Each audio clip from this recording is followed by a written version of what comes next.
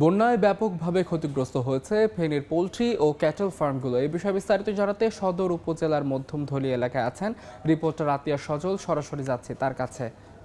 সজল, গত ২০ আগস্ট থেকে ফেনীতে যে স্মরণকালের শতাব্দীর ভয়াবহ বন্যা, সেই বন্যায় কিন্তু আক্রান্ত হয়েছে পুরো ফেনী জেলা। আমরা রয়েছি ফেনী সদর উপজেলার মধ্যমধলিয়া গ্রামে।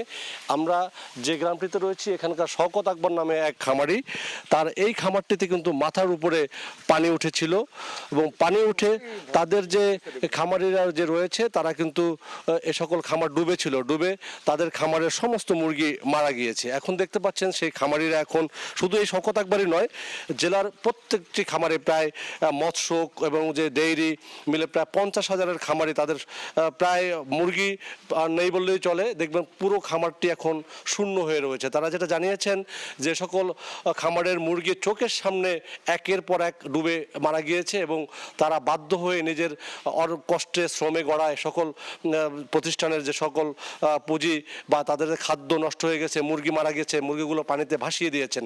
শুধু এরকম চিত্র, এরকম গল্প পুরো আনাচে কানাচে। এখন ফেনীর যে খামারিরা রয়েছে তারা এখন চোখে মুখে তারা দিশেহারা দেখছেন। তাদের ব্যাংক ঋণ, তাদের অনেক দায় দেনা রয়েছে এবং তাদের খাদ্য নষ্ট হয়ে গেছে। আমরা কথা বলার চেষ্টা করব একজন এই এলাকার এক খামারির সাথে বা এই খামারের একজনের সাথে, যে এই দিন আপনাদের সাথে আসলে কি ঘটেছিল, এখন আপনাদের কি অবস্থা। আসলে আমরা ওই যে সময় আমরা পানিটা উঠতেছে ওই সময় আমরা সবাই সবার কাজে ব্যস্ত ছিলাম। তবে এত দ্রুত পানি উঠে যাবে এগুলো আমরা আগে কল্পনা করি না। আমাদের এই গ্রামে 102 বছরের একজন বৃদ্ধা আছে। ওই বৃদ্ধাকে আমরা জিজ্ঞাসা করছি আপনাদের জীবনে কখনো এইরকম পানি দেখছেন কিনা, মাথার উপরে পানি।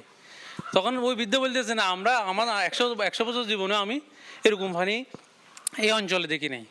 এর মধ্যে আমরা কিছু বুঝে ওঠার আগেই আমাদের মুরগিগুলা আসলে হাতে গড়া এত কষ্টের আমাদের গাম সমে আমাদের ব্যবসাটা একদম চোখের সামনে আমাদের একদম নিশ্চয়। উনি বলছিলেন যে তারা এরকম ক্ষতির সম্মুখীন হয়েছে। শুধু এই খাতেই নয়, এই যে ডেইরি অনেকের মুরগি গরু মারা গেছে। ফেনী জেলায় প্রায় 40,000-এর উপরে গরু মারা গিয়েছে এবং এখানে অনেক শত শত যে ছাগল মারা গেছে, ভেড়া মারা গেছে এবং গোখাদ্য নষ্ট হয়ে গেছে, চারণভূমি নষ্ট হয়ে গেছে।